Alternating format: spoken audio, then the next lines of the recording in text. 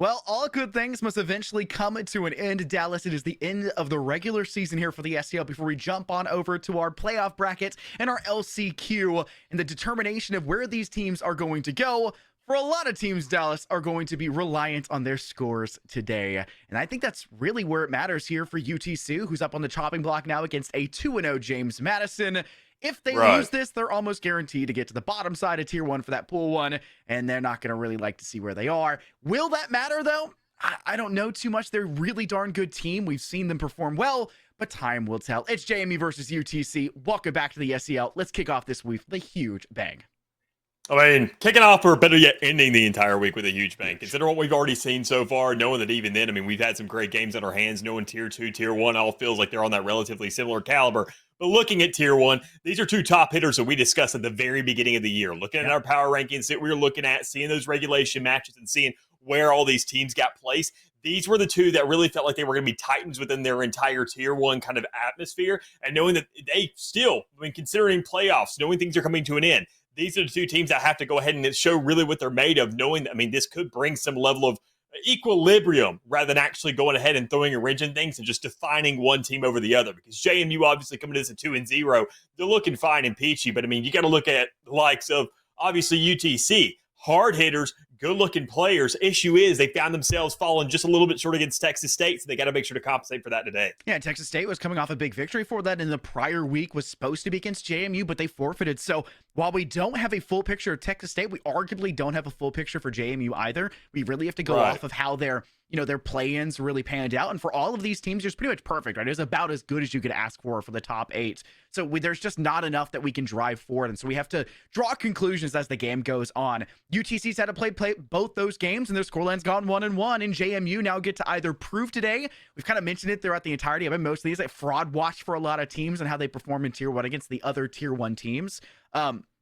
They have to prove to us that they can continue to be undefeated. And should UTC manage to come out with a victory here, which it's up in the air, I have no inclination as to how it's going to go, Dallas. That just puts even bigger in my mind, what if Texas State did play all 3 of their games, and what would their score look like heading into the end? Because we've got on the other side in Pool 2 for Tier 1, Dallas, really darn good-looking teams. And then you have the top of Tier 2 who are knocking on that door. Georgia Tech, who took down their opponent earlier this week. They played an early game. I think UAH is still undefeated. They may play their game today if they haven't played it already. I'm not too sure. I haven't been able to check it just yet. But so much is happening in the SEL for these upper teams that it's going to make that LCQ as well even more dangerous. And then the bottom of Tier 2, there's barely any spread for them. They've got good competition amongst themselves, and it's been just really wonderful to see how it's been panning out. But speaking of wonderful things to see, let's see the maps we're heading on into as we'll jump on over to our map band selection. And this Tier 1 always brings a smile to my eye with the maps, and Haven and Bind to get the first 2 underway. That's about as what you'd expect. At least I get to see Bind. It's been shockingly quite a while, Dallas. Right, it most definitely has been. I mean, consider what we've already seen out of the map selections. I mean, we've seen the 3 sites at what feels like literally everywhere. So knowing that even then we do get Pearl as that decider, I'm loving to see that because, I mean, in the collegiate scene, that's where it feels like a much more of a nitty-gritty ground because considering in that Tier 1 and that Tier 2 area, you either see absolute blowouts or you see overtimes galore when it comes around that map, knowing how large it is and knowing just the kind of diversity that can really go ahead and open up in the air. But knowing that Haven and Bind are going to be our starters, I mean, this is going to be a nice little slow start, at least for the side of JMU, considering that's what they went for. But on the opposing side of the field, I mean, looking at Bind. I mean, UTC, they want to speed things up. I love watching Bind. I love seeing teams, especially if we do find ourselves going into a possible reverse sweep, finding a map number 3. That would be just the best way to go ahead and get both these teams in that area to understand that your shots need to start landing, and that's the place that you really got to do it. Yeah, UTC is going to have to really acknowledge that there were some problem maps for them previously. They took out Abyss. That's where they lost in map 3 against Texas State University. Game 2 came down to Fracture. JMU banned that out. So there was maybe a chance that they were worried about that, or maybe they were looking to ban that in their second ban phase because you only get your 1 in each section. So it's really which one was the bigger problem child. And I think if you leave it up as a decider against Texas State and then it goes the other way, you don't want to try it against a team that is just as untested and took down UGA Red, which is a very solid roster as well. So I was a little bit shocked to see the Lotus be banned first because that's a really popular map. It almost feels like it's taken the place of Ascent in a lot of ways, playstyle-wise for teams. But I'm not too shocked by this. Maybe the fact that Fracture got through to the second phase, but we've seen it at least once. It's not the end of the world, but I'm really looking forward to Pearl. There's been so many changes with Taeho. I just want to see how the upper collegiate teams really digest Taeho's brutal breakdown for utility, the way that they can expunge players out of dugout, the way they can force them back through pot, the way that your pillar hold just cannot be substantial and you're forced back through alley where you cannot even peek out for the next 10 seconds, it feels like, because the moment that the salvos dish you back away and into alleyway as you're forced away from B site, you are then sit with a smoke and you cannot extend anyways. Of course, and I think even then, I mean, Taeho obviously being a big influence there just across the entirety of Valorant right now, considering just him being introduced to the game, not having too many patch notes on his back just yet, not too much of an evaluation by Riot in terms of where he sits on the power scale, but I think we all have a pretty good idea where that is if you actually watch the game. But I mean, seeing what's going on here, another thing that I do love seeing, especially on this map that we have seen employed at every single level of play, is going to be that Vice. I mean, Vice has been an agent that has been relatively silent since release. Yeah. Not too much of an actual influence anywhere. But after a couple changes here and there, after a bit of adjustments, understanding that, well, the play isn't really quite there. Vice is now one of those agents where it feels almost more so like a more powerful Cypher because you're putting a lot of your old schooler duelists, the guys who don't like the utility aspect of it too much, saying, I just know how to hit my shots, but I don't trust my teammates enough to really set me up for all that. Well, we have a perfect position for you. And better yet, now you got a better kit as well because you can flash yourself out. You can slow these guys down and do that damage. And especially when you look at Haven, that's a map where we're going to see the Cypher. The Bind, though, that's a Vise map. The Pearl, that is most definitely a Vise map. So, I mean, I'm looking forward to see what these players can do, especially with that, knowing that, I mean, there is talent across the board, and we got to see really what they're made of.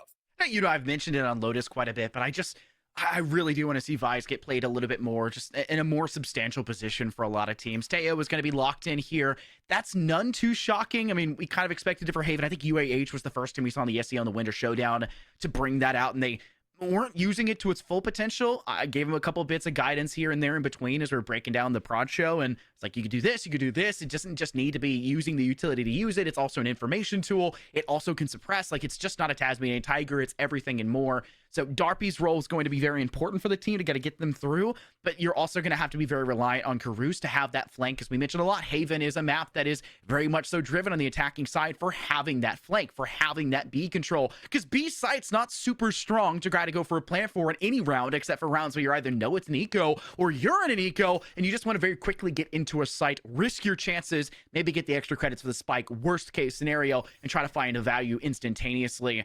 But the breach, unbelievably powerful, and that's something that I see lacking for the opposing side. Not having a breach here is going to make your job for your initiators, which in this case is likely just going to be super reliant on the Yoru to get out there in the open. It's going to make their life a living hell, Dallas, trying to get into the A site and trying to stop an A site rush as well. Yeah, I mean, going ahead, just looking at what we're dealing with, I mean, everything just looks right panning out, right at home, consider what we're seeing. I mean, knowing and going through the previous games, I'm expecting these lineups. I was kind of just going ahead and hoping, obviously, that we could see something, but even more so, I want to keep my eyes, especially on the Comic Xenon.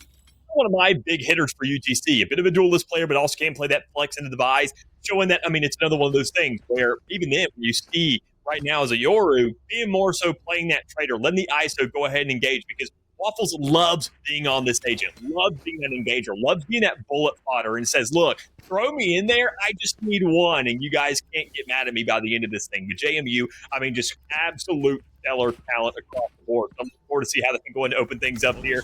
They find themselves some initial picks possibly, but it really comes down to where they want to put that influence at us. So you can see the default is all allocated towards this middle of the map, not really overextending anything because, well, we're in those feeling stages right now. Let's see where these guys like to peek out. Let's see if UTC gets a little antsy, and let's see who wants to maybe go ahead and go a little rogue. Use the salvos early towards Garage to make sure no one's going to try to go for the early pressure, the early peak for UTC's defense. Is a wise decision from JMU, but the wiser decision would be to then wait the 40 seconds afterward for those salvos to recharge. Darpy needs to make sure they maintain prioritization for their life. Let your rays kind of extend out in through to that gap instead. You do have Waffles managing to find that first frag, but the same falls through. If you lose out on your Yoru immediately afterwards, and you can kind of feel that pressure broiling up and building for JMU towards this C site to contend. Darpy readying some util to maybe send out towards window. They'll use their sensor drone to make sure nobody's close to defender spawn. Spotting nobody, but Mur's been spotted all the way down in courtyard, trying to hide in the little hay cubby. getting dusted in the process, and now your spike is left behind, forced to be moved into by Darby, where Waffles has not lost for a single moment. Priority control and moving teammates there towards B, because they know they have that win condition on lockdown, Dallas, and they're not looking to give it up. Right. I mean, even then, already seeing things how, I mean, they're opening up. Considering Waffle's already in a 3 spree. I mean, this guy is just an absolute highlight, ready to start rolling. But even then, we're not getting too much action on the end of it. I mean, you already see Cruz making a pretty good darn trade. But even then, with the spike being held hostage in the middle of the map, that's the caveat of seeing this round 1 and seeing it go so slow. Waffles can close out 4-4K. Slip will go ahead and finish things off. And with the first run on UTC, the slow, methodical JMU that they want to kind of introduce into this map may not be the best means of action for them. Considering, I mean, when you look at these squads, when you look at the double duelists, you're going to need to be a little bit aggressive because they're going to be having to force to play these retakes a lot. Because even then, historically, looking at UTC and looking at JMU, both these teams are very good about getting those spikes down. But JMU does have a little bit more favor when it comes around to playing for those kill rounds. On UTC, they make sure the objective is the utmost priority. So if they can keep that spike under lock, like we saw in round number 1, we're going to see a very quick game fly by our eyes. Yeah, it feels like it's a great counterance to rock the double duelist against the Taeho, because Taeho's just going to continue to use the utility and let it recharge, then use it again, let it recharge, try to use it again in the final few moments, right? That's the entire goal here for Darby. And a duelist is not someone that gets forced away by that Taeho util. In fact, they're more likely to push forward. So it's not going to become a battle of utility. It's going to become a battle of wits and a battle of actual players. And UTC are all but willing to try to take those fights where JMU want to try to enthrall them, force them into this slow, methodical style, like you said. And I just think that double duelist is going to be beautifully done to stall to deny that stall by all accounts, as Darby will ready the use of the salvo to try to clear the players out from back behind sight. The ready in that stack will not be an effective place to hide into. Darby even getting a kill off the subs, who was stunned in the process, but Waffles inside or Greg are all there, or Grease, sorry, are all there to find the easy pickups and the very weak weapons that JMU had in their back pocket due to the loss in round 1, leaving just a single player down below in hell who's collected a proper weapon but just can't find more than the one that was required of them. 2 in a row for UTC, but man, oh man, those credits are going to get costly as you drop 3 weapons here on the side of your defense, meaning JMU have everything to contend with in round 3. I mean, but the biggest thing is that you're carrying over the most 2 expensive weapons, considering that Outlaw, that Phantom. I mean, those are the 2 things that have the highest priority, and you didn't see a massive investment in other things. I mean, sure, maybe Spectres, Bulldogs, and the likes, but we didn't see too much of that being forced out just yet, considering the money that's still within their grasp. They would go ahead and buy up those 2 sheriffs right now. Waffles going ahead and playing a little bit lackadaisically, you know, and that, even then, I mean, the money isn't really there, but you're playing off your teammates here. You're playing to die. Look at this engagement over towards A-Long. I mean, you're just looking to get yourself in a position where you say, I die for info, it's something, but the rest of you should be able to do more than me. And so long as that's the case, that's totally fine. With a 2-0 lead, you're just hoping Slip can be really filling those shoes with that Phantom in hand, hopefully playing for that retake. And if they die, somebody else can possibly get the pickup. You can't overextend that process and give it too far away. Yeah, so much speed coming out from JMU. They know they have the advantage in weapons, and they want to use that wisely. Cruz will be able to find that first kill, striking effectively to the Chattanooga roster, but subs managed to strike true to Darby, now putting them in a spot for refrags because it's even footing. They just need to give a little bit of intel first, try to get that instantaneous shot back, make sure everyone's peeking in tandem. The Atomic Xenon will tap this spike, knows there's one towards Long. The question is there one in Cubby? And where's the third player, the Cypher of Karuz, who's wrapping back around in through Garage? Camera audio cue may give them enough, but Subs just didn't get the cue, and now the team's left on the shoulders of Slip, who's gotten themselves 2 more. Time not on their side. Player holding the inside to attacker spawn, and Ryrie will have no problem securing the win for JMU. But look at what UTC were able to accomplish with the limited arsenal at their fingertips. What a recovery round for them. Round 4 looks even more clean.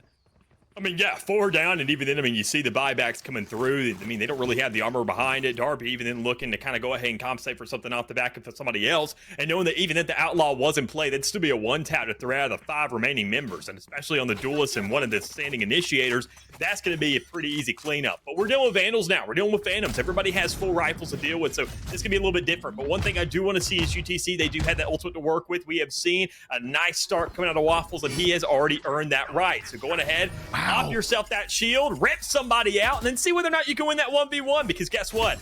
Cart only has 25 HP. It's a nice easy headshot, a nice easy run back, and guess what? Here you are. You're on site. You find yourself with hopefully another, but you can't manage it. But with some good trades coming in, UTC seem to be coming out on top at least for a second. With that plant going down, it's a totally different ball game. Good read. To be able to realize you need to rush down the ISO. Had to be close enough to use the ultimate, so I know they're off towards A link. We'll have to retake site. One towards Gong, another one pushing from Link, and they dust both. Darpy has to make a major recovery, shuts down Xenon, flanking behind Slip, and takes them two. One more chance given to them, and Gree just can't get the job done, leading JMU now to recover after the first 2 round losses to get 2 of their own tallied in their favor, and UTC can no longer buy an even worse position than they were heading into round 3. It'll be Sheriffs for the full roster. They have 1 ultimate. Maybe they try to fight for ult orbs here because they're 2 off for Gree, 1 off from Xenon. Subs is fairly close. A death from this round will at least get them 2 away. Trying to get 1 pip in the process, maybe a sneak frag or anything. But UTC know that this round doesn't have very much in terms of favor for them. They've got to regain that favor by playing decisively. I mean, but even then, I mean, they have a favor in terms of the actual gunfights just in general. I mean, I wouldn't say there's any favor anywhere in the board to really disperse besides in the weaponry that you're dishing out. Because, I mean, looking at these guys, these rounds are so close every single time. 4 players knocked down on either side. You're sitting these 1v2s or 1v1 scenarios. So every single one of these rounds are going to conclude being very close and even then very tight. But even on top of that, you have to understand that things are going to get expensive. So we got to see either some level of maybe of a comeback, or even more so actually sustaining things and getting a streak running along. And because of that, you need to be playing a lot more precarious, a lot more cautious, just understanding what's at stake here. Because if this game really does keep that close back and forth, half of your rounds are going to be in ecos. And you need to understand that you got to start understanding how to really get these thrifties coming into play. And with Waffles already set up on that, be able to go ahead and shove these players up, put them into that funnel. This could be the turning tide to at least give yourself something. And well, there it is. 2 guns to pick up. It's not enough to really get things going, but you know where that spike is. You can call the rotation off the back of it. And the team was already fairly fast at making that movement, making that swap over to the seaside. But transition for Gree trying to take control here through courtyard falls apart at the seams because Karus is still on that prowl. Highlighted Cypher's role here on this map of Haven is the most important one for the team, and they're now striking for 2 in their process to claim map control. UTC wisened up early, poking for intel, falling back quickly, reading into the play that JMU were bringing, and still haven't been able to make up for all of it despite the solid start given to them by Waffles. Xenon's going to try to play from Link side.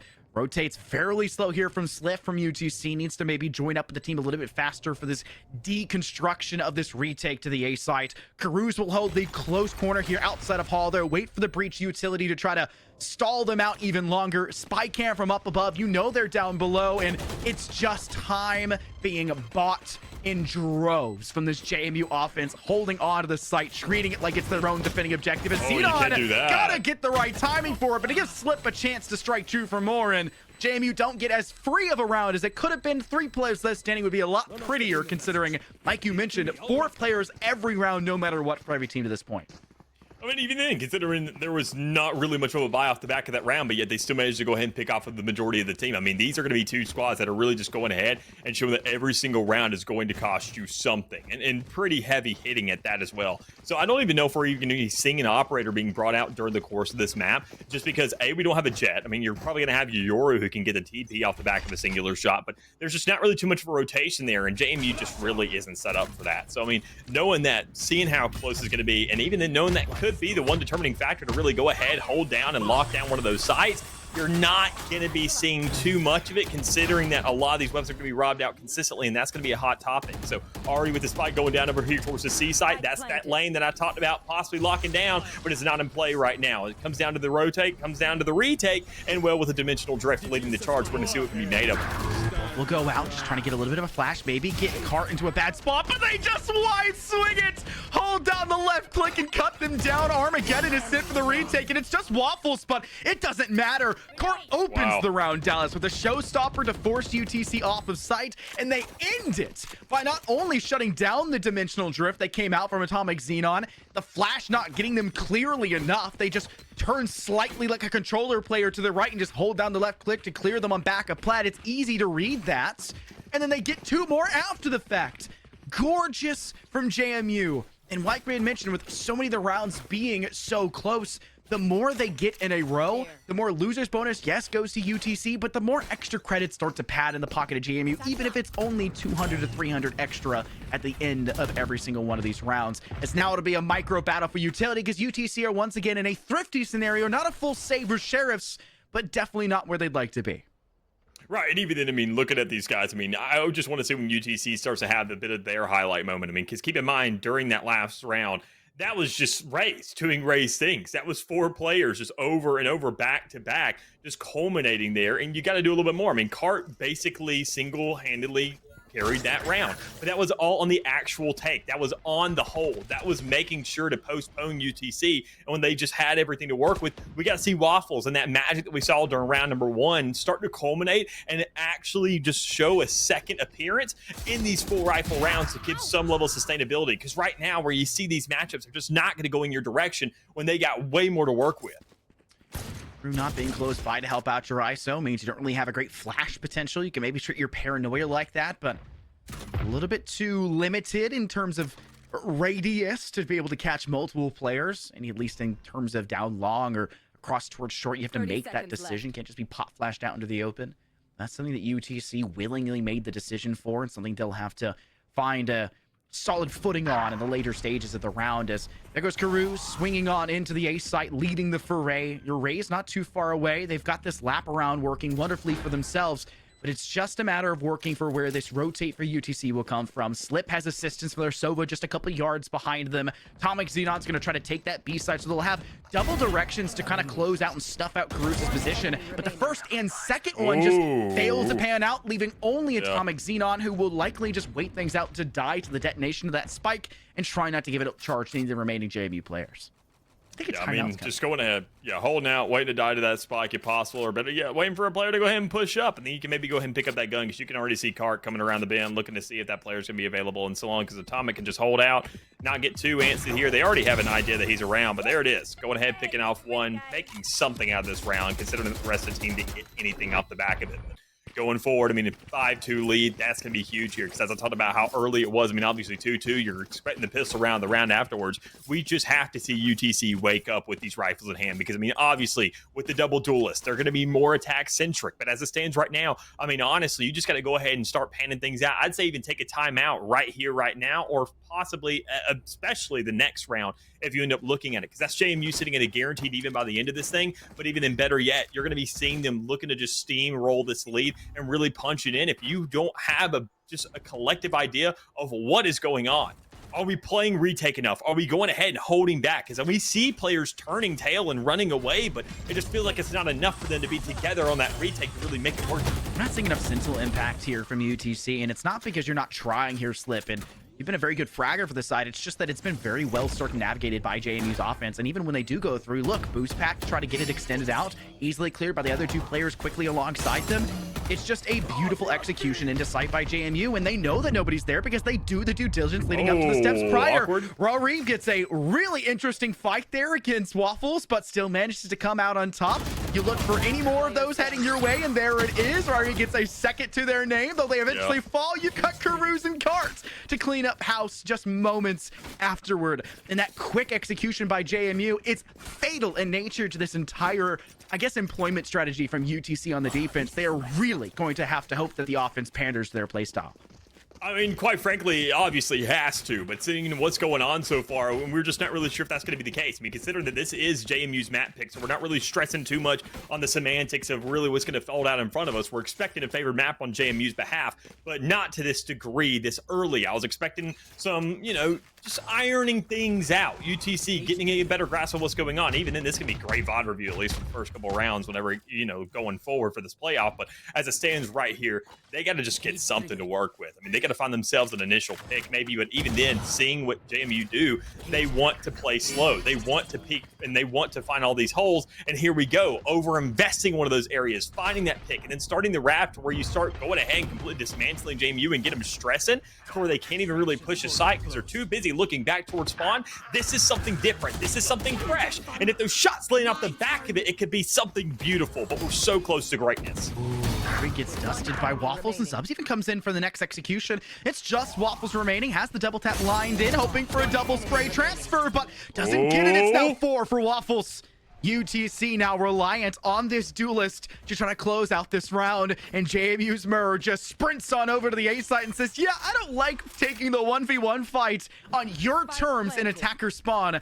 I'll head on over to my new home ground and prowl about. The step through to Link, in through Hall. Murr catches Waffles with the knife in the hand, and the ADHD just goes a bit too far, it seems. They try to spin it around in the blade around their finger, and instead blade twirled around the finger of JMU's execution.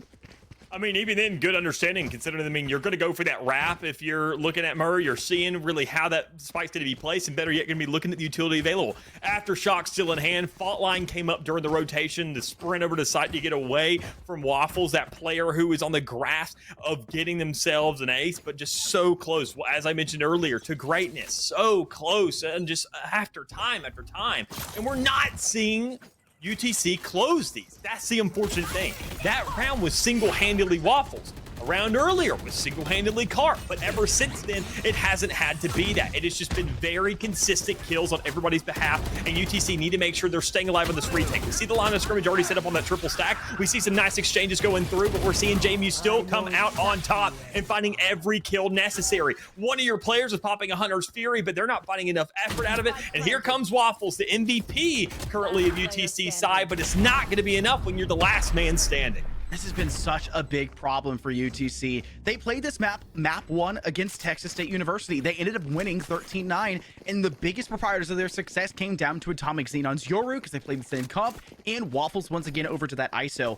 23-15 for Atomic, 19-16 for Waffles, and the rest of the team stayed above average on KD. Bar Slip, who was, 10-14, but you're essentially, you're kind of getting the worst into the stick when it comes to defense, getting rushed into your site.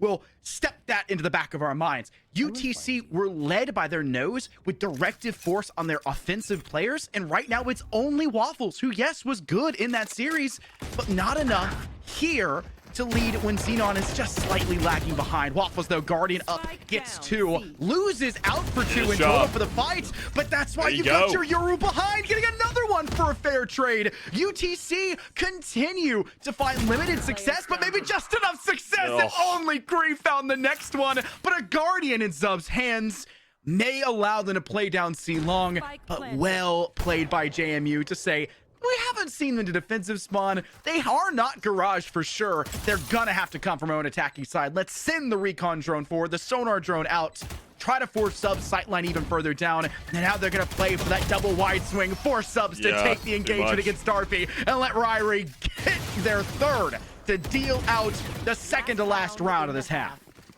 Yeah, I mean, just UTC. I mean, obviously, there's a whole nother map to be running, but right now, I mean, this one just is not looking too high, considering that you're going into this last one, seeing a possible 10-2 half, and things are just not going to look pretty there. 9-3, even better yet, negotiable. But knowing that it wasn't even a spree, it wasn't even an interruption. If you find 2 of those rounds at the very start of the game, you can at least chalk it up to saying it's a pistol in the following one. But those were the 2 rounds that you've won. Every single round since has been JMU, and well, finally, it seems like they're not out of gas per se, but they don't have any nitrous left because they don't have ultimates to play with. UTC need to go ahead and make sure they invest everything on this round. Get antsy, show a couple shots. We've seen Waffles find great openers on a lot of these rounds, but it just hasn't been enough when the guy gets picked off. Even right there, one of those ultimates already going ahead, done and dusted, but here it is. Atomic Xenon stepping up now on site. This is the guy I told you to keep your eyes on. McCree is showing up right here, right now. Able to go ahead and find 2 more 3K to go ahead and get these players off site and say, finally, you can't make yourselves at home, because they've done that way too darn much in this game. Now you're looking on the shoulders of heroes, but Murr clutched up a 1v1 previously, but a 3v1's a different tale. Grease on a 4K. Limited HP, but the same can now be said for you, Murr. They'll tuck themselves off in the tiniest corner imaginable. Spike is in their hand. They're going to try to force the side here of UTC to rotate at least one. Allow for you to get something further, as Murr is completely spotted out there with the use of the From the Shadows. Wise choice to try to use the Not so solid piece of utility for a lot of compositions, for a lot of maps, but the utility in the kit for Omen elsewhere just brings too much value to ignore the limitations of the ultimate at hand. But this is one of those few moments where it's the perfect time for it. And that small step on over to the B site can give you a free plant. Time is very limited. They may still be able to get over to the A site, and that will be the case. Murr will have to very quickly sprint on over there. Time is running out. They've got about 4 seconds to start to get that spike down. He will be able to do so in the right amount of time, and Kree will be the first person in this engagement, and they'll head to the upper side of heaven. And they'll wait for Xenon to just come a couple steps behind them, and Murr needs to make the decision. Do they step back towards site and risk the confrontation of the player up in heaven, or do they decide to move through hall and test the limits of the player rushing them from there? And it was a dimensional drift with a little bit of information, and Kree says, I'll take my ace, ladies and gentlemen. We'll get only 3 rounds of the half, but we'll end it with a bang. I mean, this should be the point, though, where they start reaching a breaking point, where they should heat that boiling point. They should feel that energy start to well up, knowing that they had that double duelist that we mentioned earlier. They're now on the attacking side, and I'm expecting to see some full forces on the site. But looking at JMU, seeing what's going on there, we just got to see a little bit of just anything, quite frankly. I mean, knowing how close they are, looking at the discrepancies between these two. I mean, JMU also loved taking these scuffles because you went ahead, threw it back over to Texas State University. That match that the UTC did lose, but that was the map that they won. It was a completely different lineup. We're not seeing a Clove. We're not seeing Ryrie here doing what they're doing. We're not seeing a Tejo being a nuisance, being there around the map. We're seeing a very standard composition that you see closer to maybe a year and a half ago, rather than right here, right now. And JMU know they like to scuffle a lot more. They know they like to look for these holes. They like to find those one-on-one engagements inside of these lanes and then say, let's just go ahead and contribute when we do find that first one, because, well, we got to get that spike down, because that's going to force these players to come to us and then play the objective, but better yet, force them to get into those fights that they want so badly. You will be the first person to poke for information up through shorts. Maybe a paranoia could get a player up in heaven to not peek a sight lane. They've gone in completely unnoticed, sluiced their way into sight, and Peruz will now have vision, but doesn't have the safety to try to extend.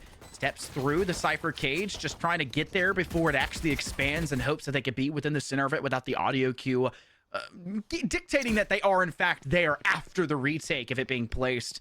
You've got 3 players coming through attack respawn, but Zubs just has the flank. They're treating them like the Sentinel instead, and it's a free frag to Darpy. No more initiator util out of your Tejo, and Zubs will just stall out Murr, ensuring that there is no initiation power whatsoever, but it does not matter. Executed by Cake the other way. Karuz gets their refrag in, and JMU must have had all of their luck in the first half carry over to the second, which you were really hoping was not the case if you're UTC.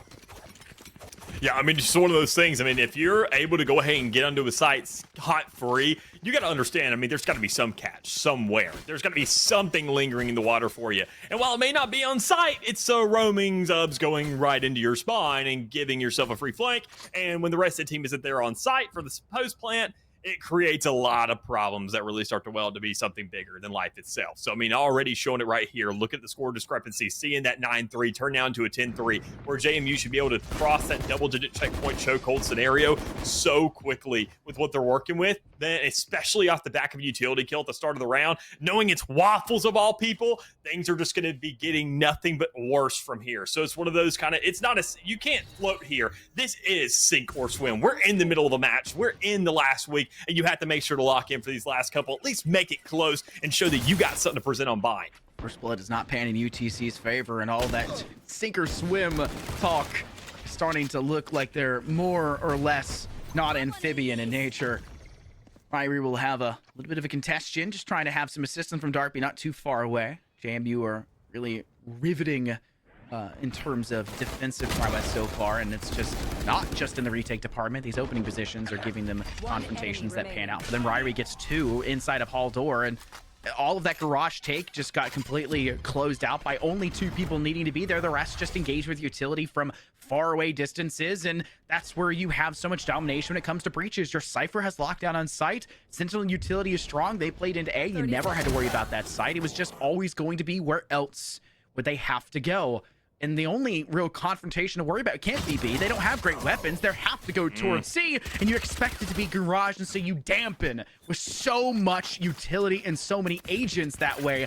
Darpy and Ryrie, those are the two best players to do so, destabilizing the HP for your Clove, and you have a salvo to even keep them back further, and information from that initiator. JMU up to 11, hard pressed to see losses against them in UTC. I think they put too many eggs in the proverbial basket last round, Dallas. They're going to come into this one again with just Sheriffs.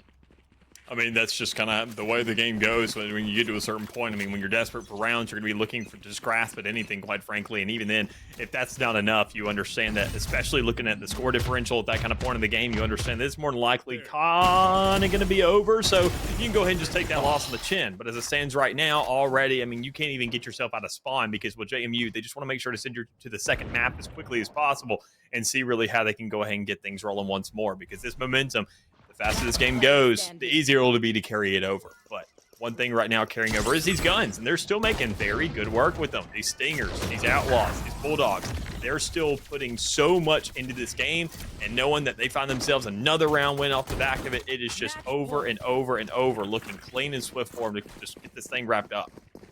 Match point for map 1 already on the docket for JMU. And if you couldn't tell by the first half and the absolute showcase they put on for 9 rounds in a row, only playing poorly the first 2 rounds, and it wasn't even poor, they were exceptionally close, but only having those docket against them the first 2 rounds, and then the final, the sandwich, and this is one of those ones you really hope to get at the deli, Dallas, where it's pure meat in the center and very little bread. You just make sure you get your protein in. It's just JMU's victory to be had, and I think UTC were very aware of that fact. They were playing the last round, they could have gone a little bit further, but they'll just try in for the next. They know they have to play perfect, and why burn out necessarily on this first? Play for the second, drive through to the third. You got the proper bans. You don't have to deal with the 2 maps that plagued you against Texas State.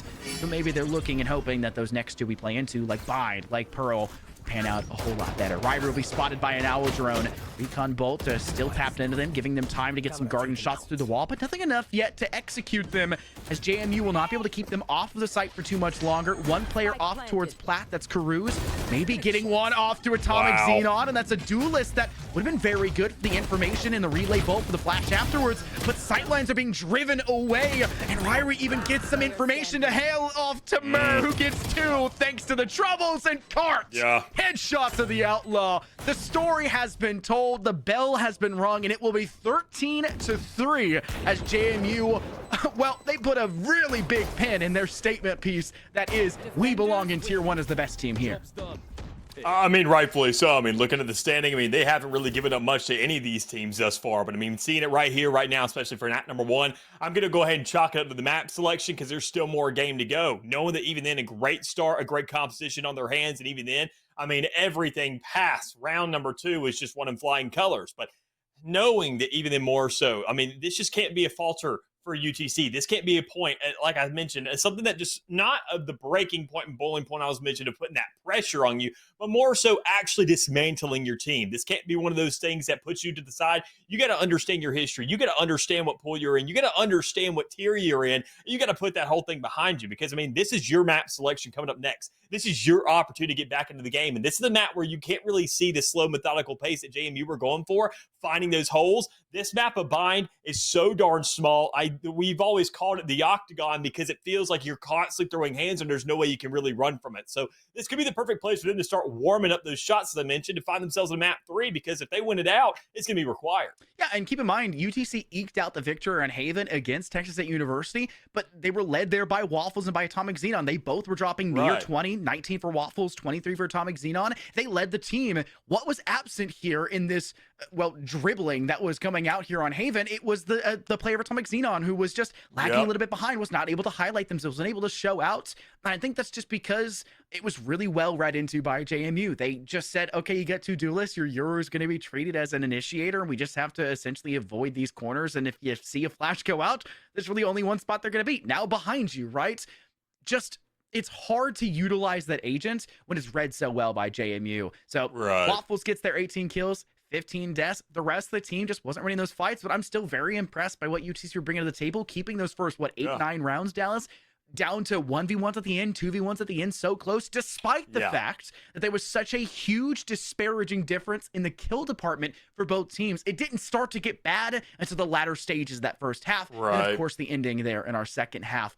Pan it out, get the comfort zone back under control, bind the octagon. Let's see those fisticuffs come out, but we'll see it after a break. Don't go anywhere.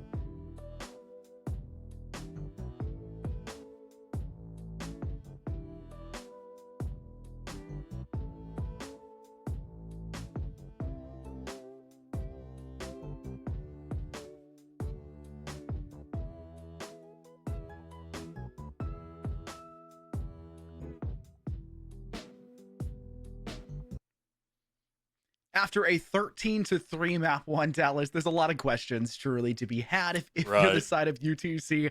JMU obviously put their point, their expression out there. Their expression was, we are going to win this thing and you will have nothing you can do about it. And well, the case in point, it was shown there was not really much they could do about it, whether it's agent selection or just a map difference. We don't know how to chalk it up, but it's in the past, it's out the window, and UTC can now look forward to the future, heading on over to the map behind the Octagon, as we called it, Dallas. We'll see after 50. We'll see how the fisticuffs, easy for me to say, will be thrown as we head on over to this map. Yeah, I mean, even then, I mean, you talked about a lot of questions, but this is the only place we can really get answers going forward. But even then, are they going to be good? Are they going to be bad? Well, it's subjective depending on what side you're really rooting for here, because UTC got a lot of making up to do, not only just in terms of the round differential, because obviously if things get chalked down to that over the course of the season, that's what we look at.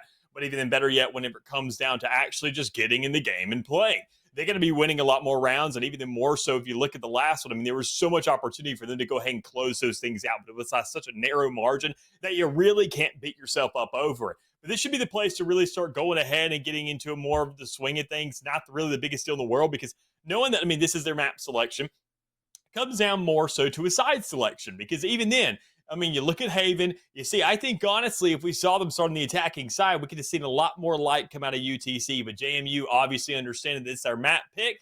UTC said this is one of those, swim or sink kind of scenarios. And honestly, so long as we just survive, that's not one of the two options. You're not doing that. We saw them just kind of absolutely fall through when it came around to that first half. Couldn't really have enough pieces to really pick up together for the second, and understandably so. Just understand that your map is right around the corner. Let's just go ahead and look on the greater and brighter horizons than worrying about the dark hole that we're in right now. Now, we'll jump on over to the agent selection here soon for you. Here, you guys. Speaking, it shall come true. Thank you very much, Shaka.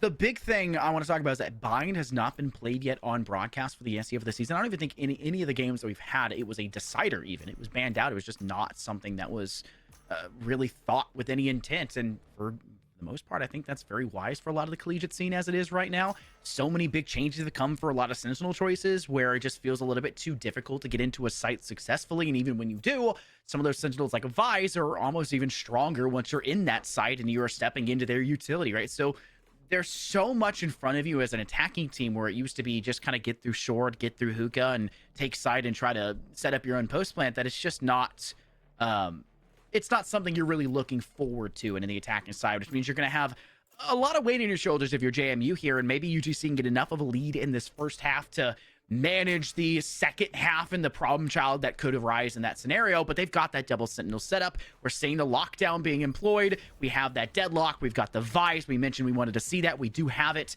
The duelist selection is going to be that Yoru. They have the Brim, so you have the Sky Smokes to set off on offense and defense, especially for that A site. Super good for retakes on B site when you want to get that down towards Octagon, towards Garden. Lock away that elbow as well if they decide to take that for the attacking team.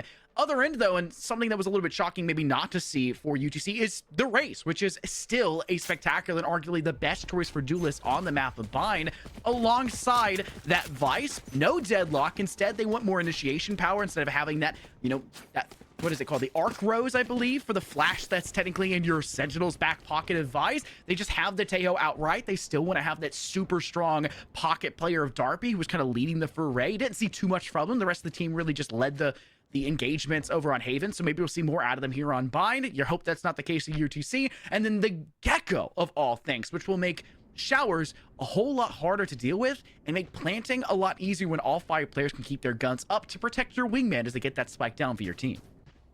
Yeah, I mean, just seeing the Gecko come back into play, I mean, it's not exactly a selection that we've seen too much of in recent past. I mean, knowing that Tejo coming back in the game, he's had such a high power creep that it's just been so tempting to, just pick the guy every single time. Like, you're going to be missing something out, obviously, but when you look at this situation like this, why not? We can sacrifice this guy for him. We're not going to have nearly as much intel, but we can throw Dizzy out there over and over again. He can be our little bullet fodder. We can, call Pete after this game and discuss the semantics later, but for right now, we need it. Meshnet in hand here for Slip. Not much utility you can really bring as a deadlock for the first round. Really hoping that the Sightland from up in heaven here for Atomic Xenon will lock down any engagements because you don't have your barrier to work with. You didn't bring anything else.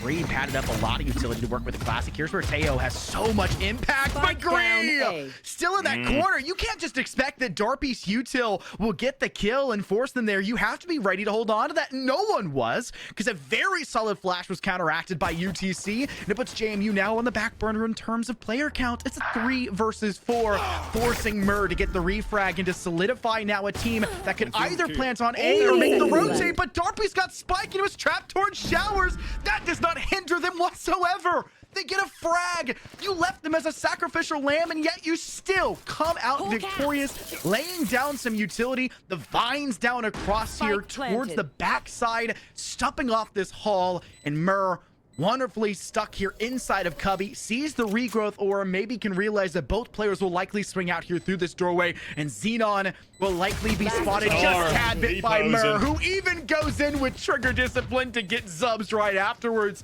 What a tumultuous round for JMU. Yeah, I mean, keep in mind, obviously, you talk about the escort, you talk about the guy with the spike. I mean, if they have flicks like that, and especially can protect it, that's definitely something to keep in the back of your brain. This guy's more than likely not going to die. It's your Tejo. They're going to be able to swing. They're going to be able to go ahead and even then win fights and kill players without even actually engaging them face to face. So if you can go ahead and have that protection, have that insurance in your back pocket as the game's going along, I mean, you're not really concerned about it too much, but even then still, with a gun in hand, anything's possible on a classic round especially. But already going ahead and getting that first one underway. JMU now kind of giving it over to the wingman, looking to go back right back to where you have that initial utility to work with, that entire kit, but better yet right now, the weapons to back it up. As you can already see, Cart pushing right in, doing the job that's intended of that duelist, but even then better yet across the map, Mur doing just the same thing, showing that the Vice players and the Duelist players, they're supposed to be able to gun, and they're already doing a great job of that. While the 3 remaining players are sitting over on A side, the rotation towards B is going to be queued through once more, and JMU, they're going to be seeing the same exact kind of possible C scenario that we saw during the last map. Make yourself at home here. You keep on winning around, string those things together, and UTC's need to kind of go ahead and once again understand that this could be terrible for them if they let these guys start to get too comfortable. Oh, Dizzy gets a tap in there towards back of Hall as well. That's information for JMU even further. The Arc Bros will likely be recharged here. Takes about 19 seconds to do, 20 seconds, and Mur will have a chance to send this off towards Elbow. Will likely detonate their whip. There it is, being placed. They're being flashed, and Zubs will now have to be forced to stall here towards Elbow just a little bit longer. And this is the player, the highlight player that you were talking about, the agents that you were talking about earlier. And now Mur, who was really good and carried out a big 1v1 previously on our prior map of Haven, showing up again throughout the first 2, showing what a Vice can do, controlling the tempo as a Sentinel, and shocking us on the attacking side of all things. Shut down this UTC side. It's flawless up to this point. Slip still has only a mesh net to work with. Only a classic in hand. It will die to Spike. Your team will be, well, flawless in nature as JMU keep all 5 alive to thrive forward. And this is costly weapons. 2 Vandals, a Guardian, a Bulldog. Yeah, Stinger for Cart, but who cares? They could trade that for a Judge and double boost pack in, and it wouldn't be a major loss to them. They'll get full armor. This is a JMU that is almost just as deadly as UTC, especially the way they've been playing with their utility in their back pocket. I mean, it's a carryover from the last map, though. I mean, I talked about the confidence. I talked about how it does seem to kind of transcend the entirety of just a singular map and be carried over. And you can tell they have packed their bags to the fullest degree. They bought every single extension of luggage for the plane they could because they're bringing their whole house with them. They're on site. They're already ready to play this game. They're already getting themselves comfortable over towards B. And they understand that they don't even need to make the caveat and kind of make this option play anymore to go back towards A. They want to go for the full committal. But guess what? Who's waiting for them this time? The same player has it been for the last couple. Waffle.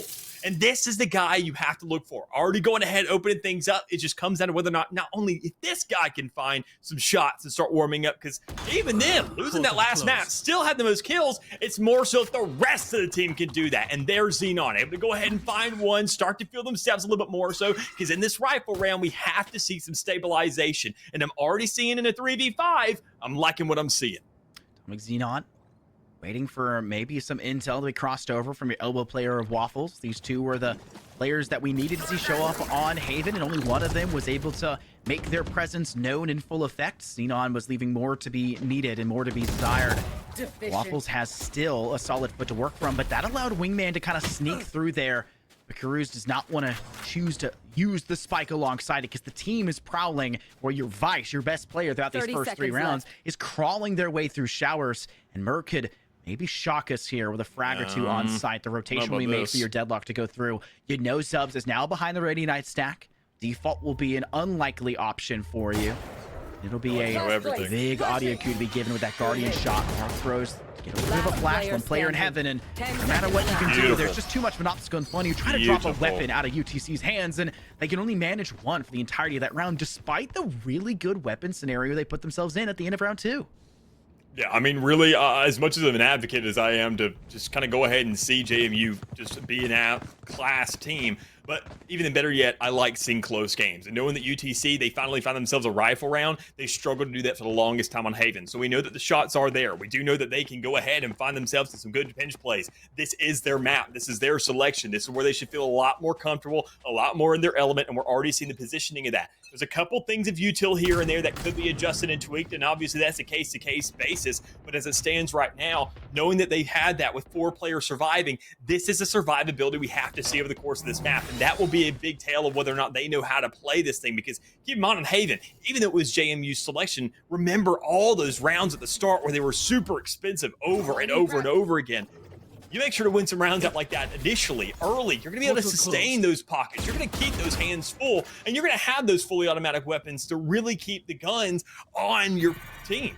Keep the guns on your enemy, inside those spawns, better yet, because UTC hasn't opted for that avenue yet, but I wouldn't blame them later on in these rounds if they start feeling a little bit better to go for that option. Stalling out the short push that's potentially brewing up. Real intel for that, but it's at least good to start to put those in practice if you UTC. JMU still have the majority of their players off the A site, 2 through showers. Initially was the 3rd. Spike was there with your Gecko. I think they've decided to translate over to a truck plan for default with the wingman. Maybe if they can get a frag for your player off towards a Mer, off towards B, you could hope for something more. Peach Shell, they're likely to go over the top of truck. Boost pack to get into the open. Hugs is over here in the corner, though, and they're not being spotted. He was forced to have the refrag from Ryrie. Yeah. And they'll get full control over here to the site. This is the hardest site to try to take in with that speed, Dallas, and yet they got all 3 in sight. Because, to be frank, that's the same exact 3 spots they've been setting the last 3 rounds. Even if they haven't been hitting A, they've cleared every other angle. You know where they have to be. I'm surprised nobody's sitting on those pipes over there towards outer A, going ahead and kind of getting an avenue and a shot back towards spawn, but that's what Rarey's doing.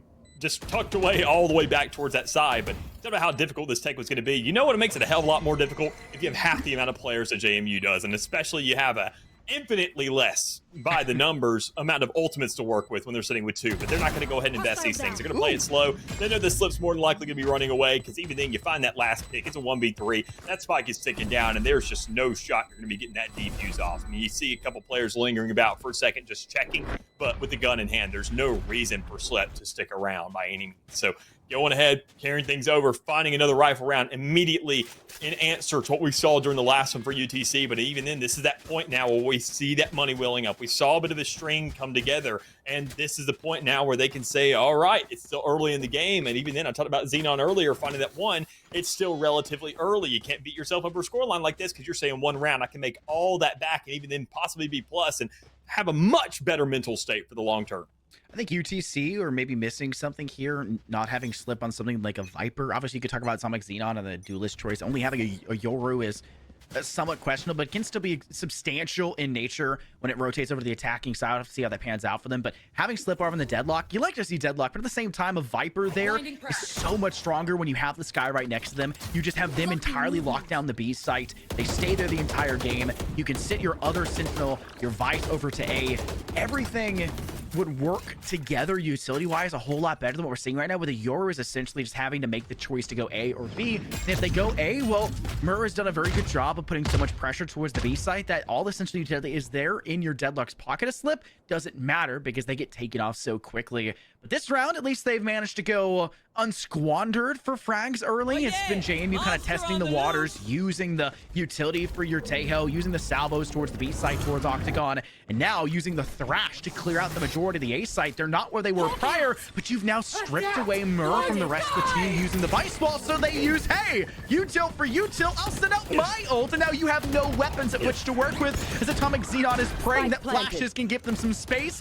Gree gets a classic frag. Waffles is rotated in time to manage to get themselves a weapon to contend with, as Gree pulls out theirs as well. It is a perfect retake for UTC. Not enough, I think, aggression from JMU behind that Vice ult, and it works into giving UTC now their second round win.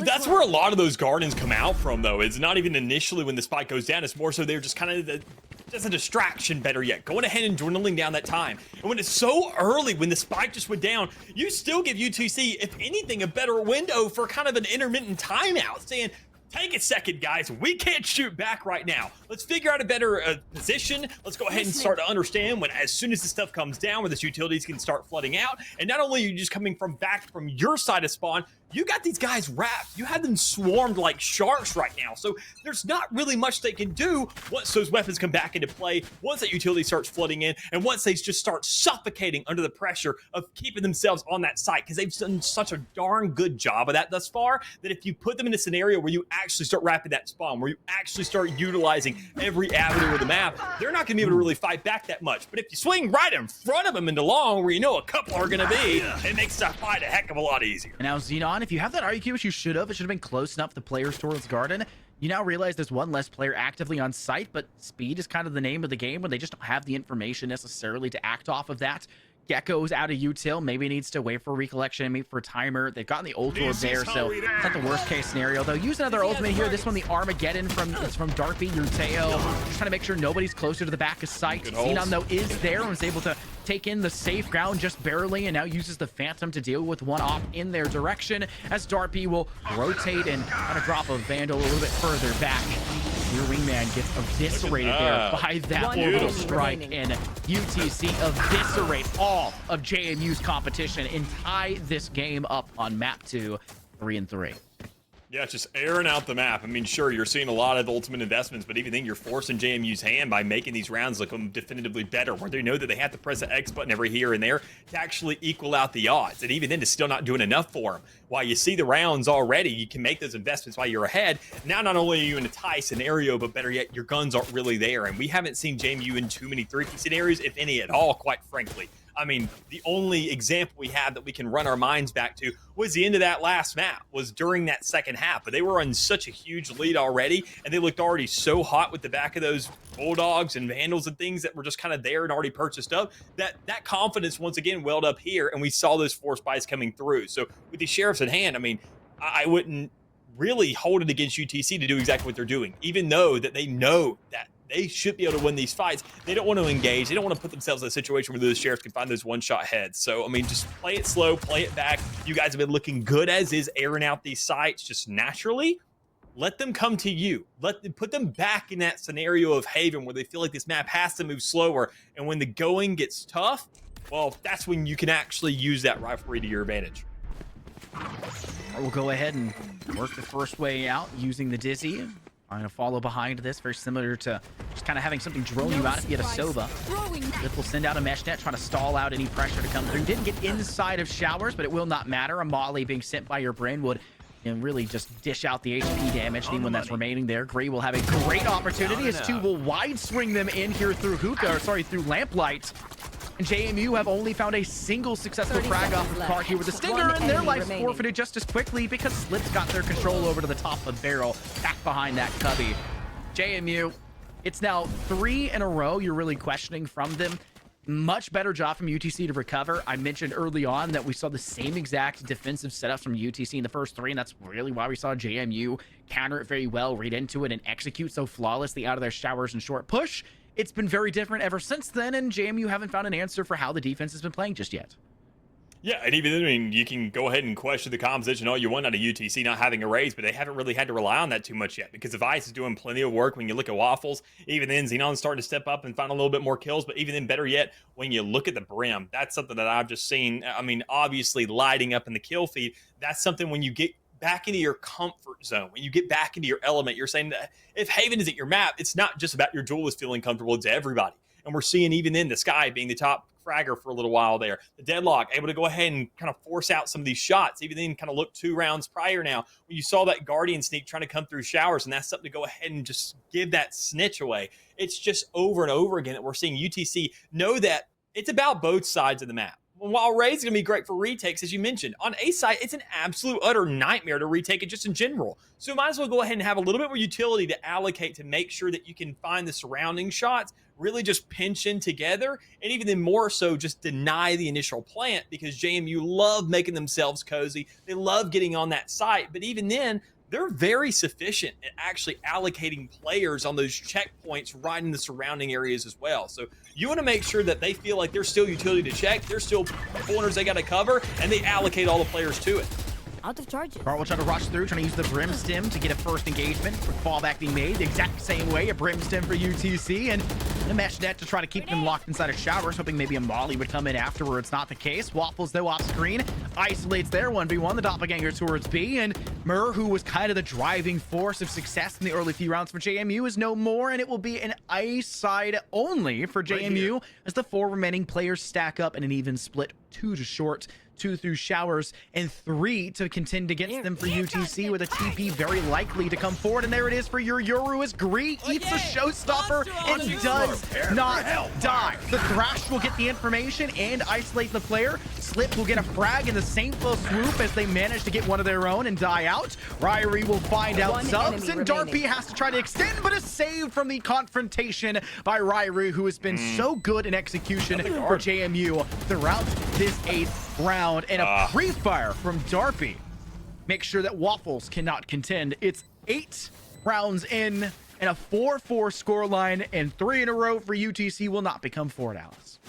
Yeah, I mean, you find that kill every day of the week. I'm screaming to throw out that guard in there and give yourself those fights to just push up, take that space. But as it stands, I mean, obviously things not really going their way. But even then, just around, I mean, JMU making sure that this thing has to stay close. I mean, we saw that last map. They're going to make sure that in the early stage of the game, we don't know if they're going to run away with it at this point, which, I mean, hopefully we're not going to be seeing that same result. But even then, knowing that they have been investing into these rounds. We saw the Thresh in the last one. That's really what secured a couple of those free kills off the back of it. But right here, right now, well, you got Dimensional Drift for the retake. You got that Annihilation to go ahead and kind of wrap somebody up. Steel Guard for the retake as well. I mean, you got so much to work with here that honestly, this is one of those rounds where you can go ahead and kind of condition JMU to something different. Let them be taking the site and say, you know, make yourself at home. This is the one few times that we're going to let you in, and consider what we saw in the last map. They accept those invitations. They love them. They think that, I mean, UTC can't meet their match when it comes around to actually getting back on that site. So this is one of those situations where you should have more than enough to compensate to ensure that. UTC with so much Sentinel control in terms of their agent selection, want to try to get a lead as much as possible on the defense, and giving up rounds like that to JMU is not the best way to do so. JMU have shown plenty of problems on their offense, and they don't have as exceptional of a Sentinel choice when it comes over to the translation on defense. So time will tell. We're only 4 rounds away from entering that state. And Waffles is trying to avoid the initial fight there. Cart was waiting for the flash to come out from Murr. Murr did not choose to do so. Was just going to leave it there and try to use it late as the team would rotate over to the A site and hit directly. Subs the guiding light. Hoping for Darpy to make a noise. Goes past them, and it'll be a free frag for Darpy. Great, wonderful read. Darpy spots the shoulder. Time is of the essence and gets the gun out to deal with 3.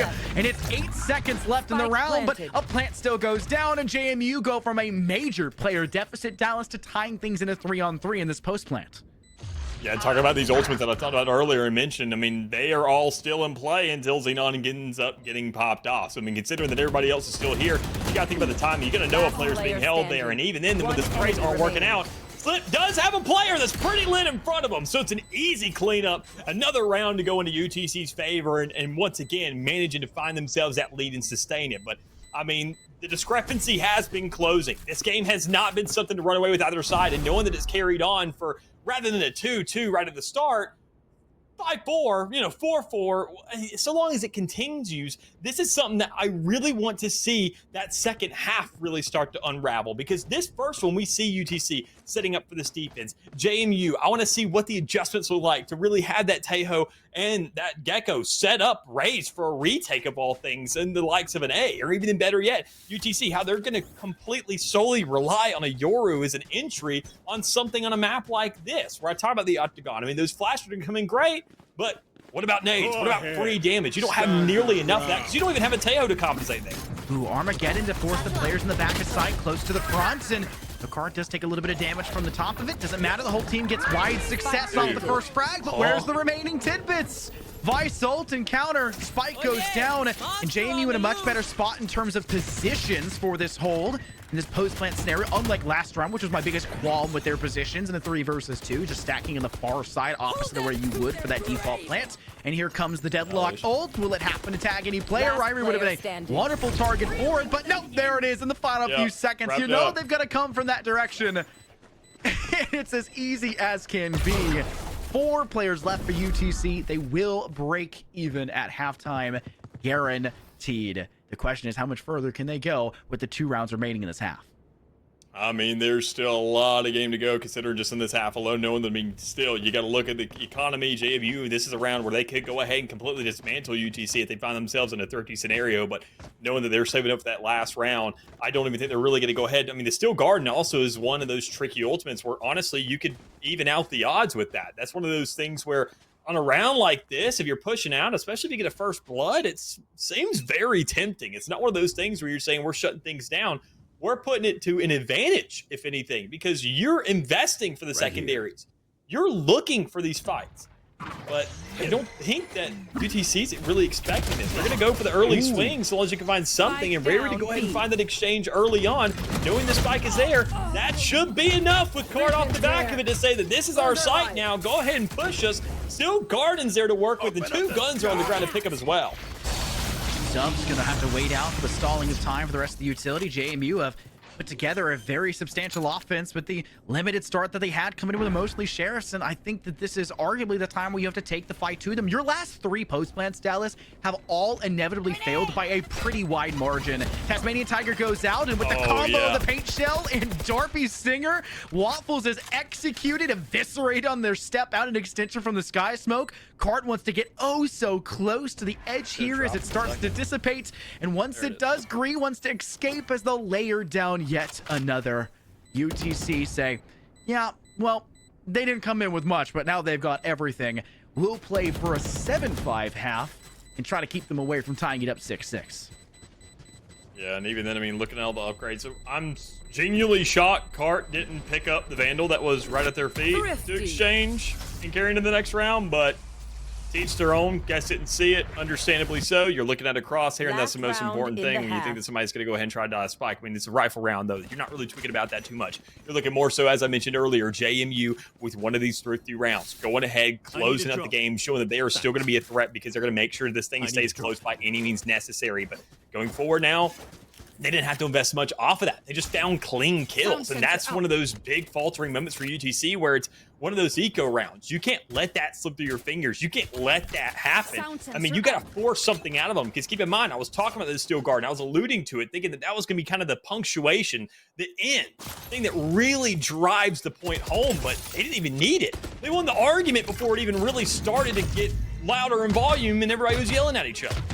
I think Xenon will be watchful of that hookah play. Should have been maybe a frag for Card, but not going to matter because you're now flanked in from that TP connecting from A, and you've now lost spike control for JMU, and JMU have to pray that a miracle will occur here for Karuz, who is trapped by that barrier mesh, or that mesh net, I should say, and Slip is not keen on missing those opportunities.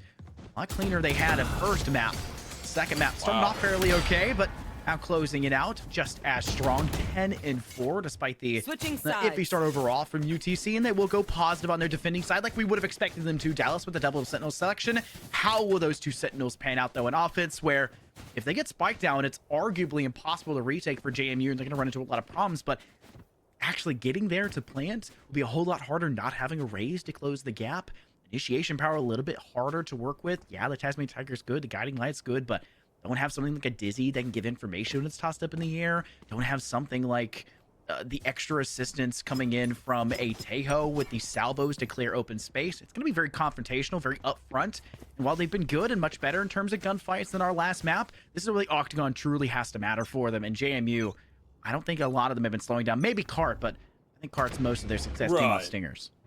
I mean, Cart and Murr, obviously, the kind of two hot topics when you look over at JMU right now. And a Cart especially, that was supposed to be Cart's half, keep in mind. I mean, that was a player that you're kind of keeping eyes on. That was one that found these 3Ks to 4Ks relatively consistently in the last map and really kind of drove things home, saying that I am the definitive factor. I am the one who sets the tone here for these rounds going forward. But, I mean, we're just not really seeing it so far just yet. UTC, though, I mean, even then, everybody has had their turn at the top of the leaderboard. Subs, while not really being there the entire half, now in that element, now on the attacking side, saying, I'm now flashing things out. I'm supposed to be helping Xenon because he's been looking better over the course of this game. But JMU still have a chance to shut things down. They still have a chance in this half, but what's the retakes going to look like? I see this double initiator, but once again, so long as they get on site, I talk about UCT and these objectives, they have that double signal. They get on site, they're right back on defense, and they say, hell yeah, give me these kills.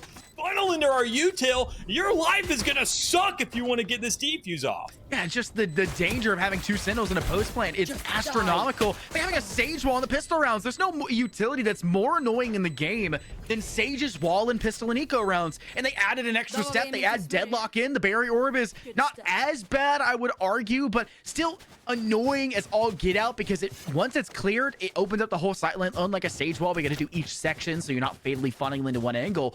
But it takes so many more shots consistently for a team to organize, and Xenon just swings so many times out into that space, showing the duelist mentality that I think was lacking early in the first half of this map, and as well through the entirety of our first map in general. Much cleaner for a pistol round for UTC. Get them to 8, try to get this 9th, get up to that tally, and then it's just about finding a couple 4 rounds intermittently through the remainder of the half to secure your victory and force us over to map 3.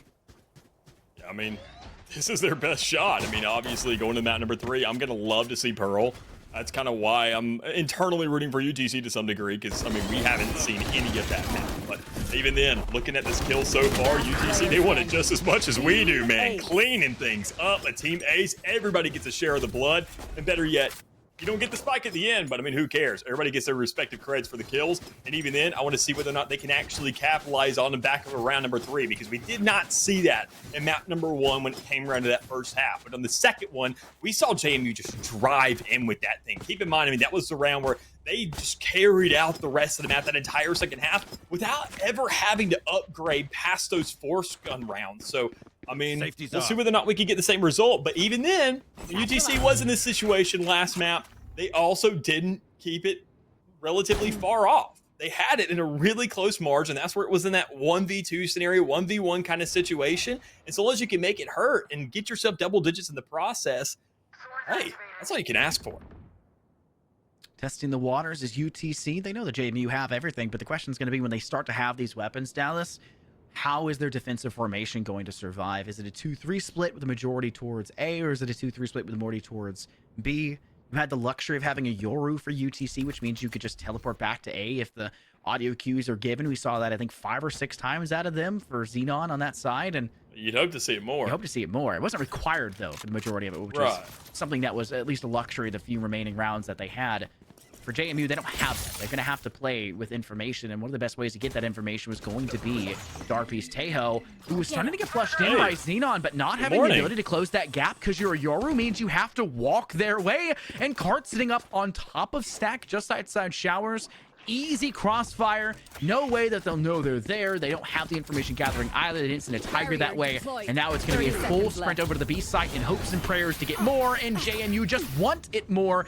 Damage with the molly. Shots from up above. The deadlock wall did not go nearly far enough, it seems, to lock down any sort of paralyzing play for your retake or your defender stepping back towards site. And now with it only being Waffles, they've been so darn good throughout this series. But there's just no way they're closing out a 1v4. And they don't even get a single one for their troubles.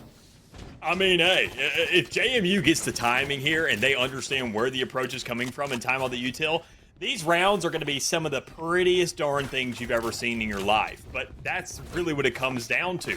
Is the timing there? Is the read there? And better yet, if those audibles are present, is the actual execution going to follow up after it to warrant all that utility? Because, I mean, we could see UTC go ahead and bait out a lot of it. The JMU, they're just hoping that UTC want to go for these full commits.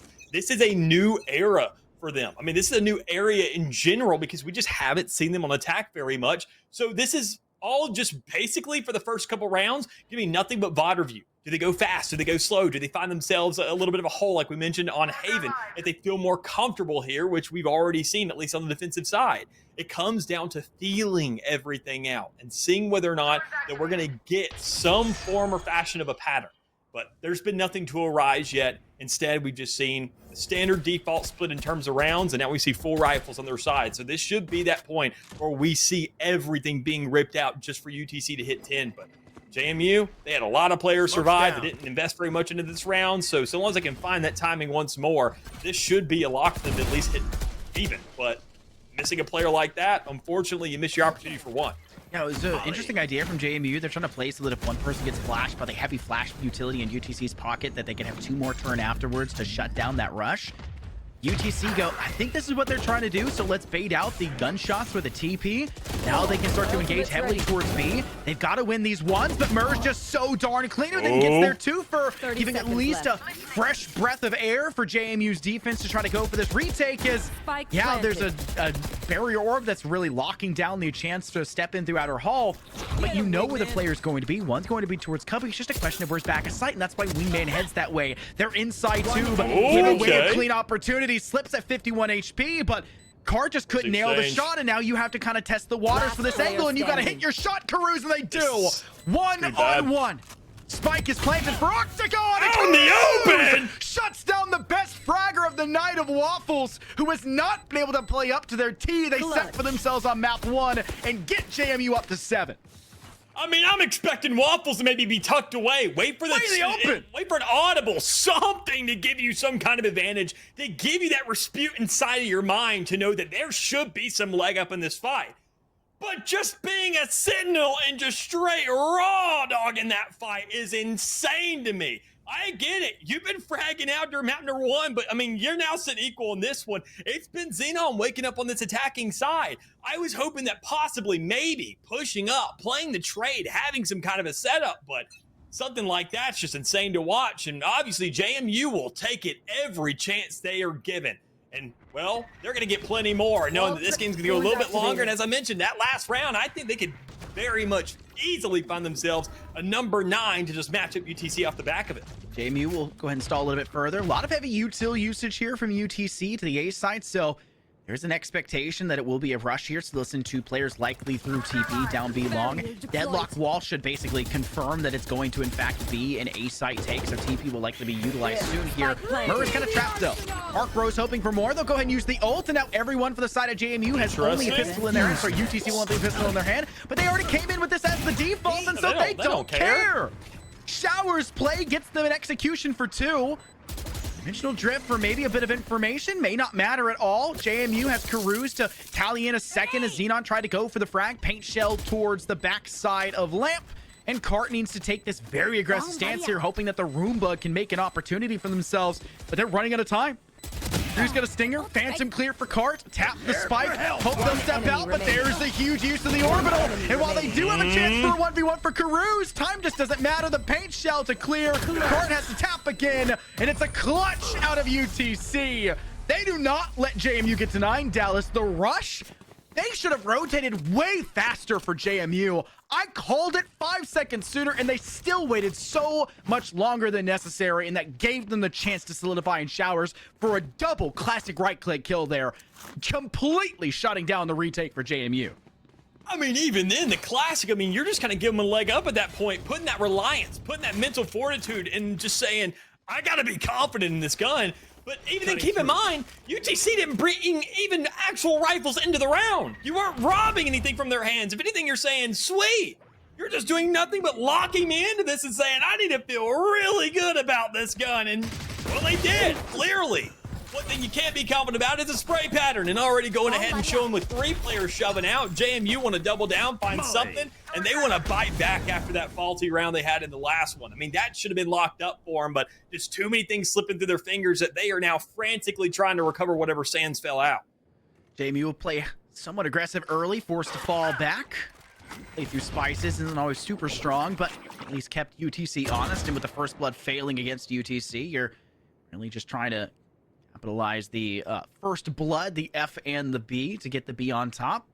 Make this a 5-on-3 and try to simplify the remainder of the round, and hoping that the player you knock down will limit the utility they have in hand. You may be hoping it's that deadlock, but I think Slip's done a pretty good job of making sure they're that last player into it, and even if they are second or third trying to send out that barrier, they have their duelist up front in front of them, or something like their Vice to stabilize some util there. They've lost that Yoru, which means your duelist, the person who should be out front, is no longer capable of doing so. Mur setting up utility. Go ahead and trying to get some assistance called out for Cart. Ult being used here from the side of UTC. But a Thrash is being sent to counter it. Very well read. Getting Zubs in the process, but Karuz goes down, and that was a prey with a proper weapon, which means time is a factor for loss. You won't be able to get to the A side because Darby can trigger discipline and get the player down against two. Trying to grab a weapon. Waffle's the only one towards Showers. The round is lost, just trying to knock a weapon out of JMU's hands and try to hold on to theirs. But Mur says, no, no, no. Down goes my twin, and I'll get a rifle to carry over for my trouble. I mean, when you're trying to steal a round, it's the same rule as stealing anything. Deny, deny, deny, deny. And that's all JMU had to do here. Just go ahead, put UTC on their toes, make them go for the rotate, put them everywhere around the map, and put them in a scenario where they are freaking out trying to get there. And while there was some awkward shots every now and again, it's still enough to get the round done. And this is the second round we've seen them manage to clean out having these pistols in hand. So, I mean, JMU, I mean, both these teams have shown the potential of these, like, eco rounds. But there's still a lot more game left, and knowing that, I mean, 10-8, JMU has a chance for a comeback here, but UTC, can they manage just as much of these pistols in hand? Because we haven't seen it nearly as consistently, because keep in mind, they had to do it during Olive Haven. Great swing by Guri. Trying to work alongside Waffles. Waffles will lay out an Arc Rose. Irie will force to take a couple steps back. This will be UTC evening up the odds. You'll now need to pull out that classic. They'll send out the Brim Stim to help their teammate of Karuz, who was actually just close by, who actually had a weapon to work with, not caught by the ultimates. Irie will wait out for the weapon to come back in their hand. Not really a big problem for JMU to this point, as Reload is caught for Zubs, and now Gree is all alone with a Sheriff. Spike is in hand, no plants. Needs to get close. They're just barely passing each other, and Karuz could just turn around. They're literally mere inches, and they'll miss each other by nary a moment. Time will tell. Gree will need to tap this spike. One towards Showers would essentially undo any chance for a potential plant here. And Karuz now knows they have to be close to sight. They've cleared out Lamp. No one's in Showers. That's now been officially confirmed. With a tap of the spike, it's as easy as spraying through the Radiant crates to get JMU one more round, etching us closer and closer to being tied once again, which we haven't seen since, I think, what, round 8 was when we had a 4-4, and then it turned pretty darn in favor for UTC the remainder of the half. 5-4, something along those lines. It's been a while, and JMU are very close to being able to net it once again. And even then, I'm intrigued to see really what this switch-up looks like with the operator in hand. I mentioned it wasn't going to really come into play at all during Haven, which, I mean, you know, I don't want to give myself any credit, but it didn't show up. And, well, here, it oddly enough is. That's kind of the weird thing, knowing that even then, I mean, obviously, some of your duelists are going to take matters into their own hands, try to get on the board. But Cart clearly saying that after that, I'm not going to spend that 4,700 again. It's in a very dangerous spot. This is once again a testing ground where you're trying to have your Vice get those opening bloods. There was a battle over on B for pretty much all of JMU's offense, but now it's turning into a battle for A for the player Waffles, who's been very clean about getting these executions throughout the entirety of the series. Lay the Vice wall, and Darby will try to bait it. It still doesn't go off. An interesting counteraction. Use a KO lockdown to make sure that that Vice wall can't go up, or the 0 point to suppress. Doesn't matter. Mur waiting. Calling out utility. Seekers are put in play. Drop out from Slip. Not going to matter. Nobody's checking Mur. Inside the corner.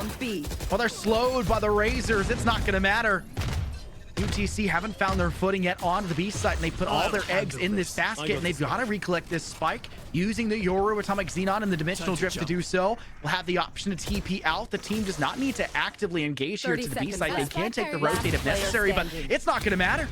Ryan Reed takes down Xenon, and Murr gets a 4K to ensure that JMU get up to double digits, where checkpoint or chokehold, we joke all the time, Dallas. It's no joking matter right now for UTC. It most definitely isn't. I mean, considering how much is already at stake for it. I mean, last thing you want to do is end out the regular season in 1 and 2, and even then see JMU go ahead and kind of get to a point where after you've had yourself such a solid start, you've been looking so darn clean on this map, it just gets robbed right from underneath you at the end when it matters the most. So, I mean, while there's still time left on the board, there's not ultimates to play with, and there sure as heck ain't guns in your hand to be playing with. I mean, consider that we did see, keep in mind, JMU win a couple, at least 2 of these rounds with these ecos in their hands, but I mean, we haven't seen UTC manage that yet, and it's a heck of a lot more hard to do on the attacking side, especially when your only duelist is going to be that Yoru. You don't have, as we mentioned earlier, a showstopper per se, or some paint shells, or free damage out of a Tejo as well. They are very much setting up for taking these fights the respectable way, and this is a map where we're just seeing nothing but guys spit on each other. Darby will be the first player of competition, clears out the Arc Rose, and Darby will have to take a couple steps back, using the Tejo Salvo alongside a Sky Smoke, trying to obfuscate the initial view for it, hoping that they would maybe step through, miss the audio cue. Not going to matter. You won't have the Salvo now to do with the player stacked on site. You may still force them away from that plant using the Armageddon. JMU have bought themselves a little bit of time for the players to rotate away from B. One coming through Spices, the other one through Defender's Spawn. You get first blood, but Darby still has not been executed from their position, and their extension out nets them 2 easy frags. And yes, Spike goes down, but you now know where these players are. One's towards Lamp, Sub will use it to collect a rifle, but opportunity was maybe given for the sniper, not gonna matter. And Slip tries to slip through the smokes, and the cracks just are too heavy to contend with. 11 for JMU. Darby leading things out from that cubby position just on the other side, back a sight towards Barrel. And that was something that JMU were very good about clearing on their offense, and UTC leave it up, what, once? I think maybe twice in this half. And both times JMU used it as the way to get their retake going.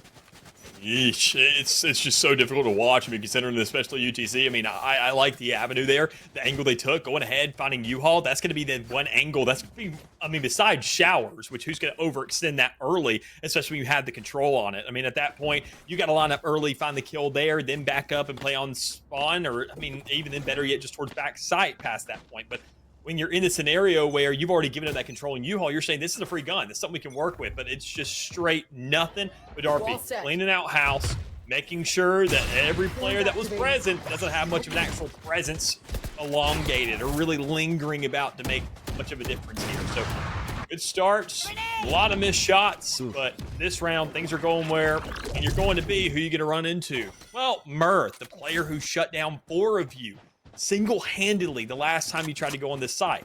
And with that guy, instead of being shut down, shutting someone else, that's going to be a problem going forward to really cause an easy rotation. I mean, he's a scary presence. I don't blame you off of 1 kill saying we need to go somewhere else, because if he's there and he's set up where they haven't used much util, you don't really want to choose that avenue. Salvo from Darby gets caught out in showers, though. You know where the util's going to come from. They forced Darby to use it early in the last round in towards showers, and they counter it this time by forcing him to use it on site with the Tempted Plant. I don't know where they were. I went back to Cubby. Visol will try to make sure everyone that's there for UTC can't fight back from the flank coming out from Karuz. Use the wingman now. Here for the ping, Gree. Ready for more. Subs gets executed by Cart, and Cart has a chance to now just keep this player back. Orbital Strike is there, and Gree will use it to buy time. Both of them rush. They know they're not in Cubby. Short, but there goes Cards. A fallback by Murr. Tapping the spike and praying. The Stim sees the jump shot and gets the execution to Gree back. 11 rounds for JMU. They did not want to be gate kept when they were at double digits, and they will not be. 12th match in series points, as UTC may very well face 2 losses in a row in this tier 1 pool of death, it feels like. I mean, if there's any map, any scenario that you're relying on Molly, it's right there. I mean, that is it. It is that point where you're saying, Molly covers site, I get yourself a little bit more time, and Spike gets to the point where it can't even be contested. But even then, when you're forced to have to push that up, when you got nothing but the stim pack on ground, that's a problem. It's that point where you're saying, when did I invest it? When did I use it? When did I use it before? Oh no, it's just these small little lapses in judgment that UTC is letting fall through after such a successful start and so just seamless play that what we saw earlier on in this half, and especially inside this entire map. So, I mean, it's do or die for him, obviously. And well, we're talking about Gree. It's just nothing but dying, getting caught by the shear, and who else is there to meet you but Murr? And even then, they've not been hitting many shots of the course of this map so far, but when you're sitting at 12-10, you just got to hit one of them. And it's already hard enough to get your duelist into sight. But when you make matters worse, losing Gree first, that was the end of everything for UTC. 13-10, our final score. Obviously, map 2 a whole lot closer, and we saw a lot of really great gameplay from UTC on that map. But they're going to be looking at map 1 and saying, what went so wrong? And how did we not get enough in the first half on map 2 to make up for? Because like I said, most of their success was going to come off the back of the first half. They needed to play defensive strong. They had the double sentinel. It was going to become a problem in the second half. They went for the Yoru, which, again, we were kind of questioning back in the prod pool. Like, do they bring it again? They did. And we're like, how's this going to work when you don't have a way to close the gap? Right. Lacking that, forcing them to walk in the open. Man, they're so good at getting kills in comparison to map 1, but was it good enough to make up for the shortcomings of your kit? No, and it never should be required of them to do so.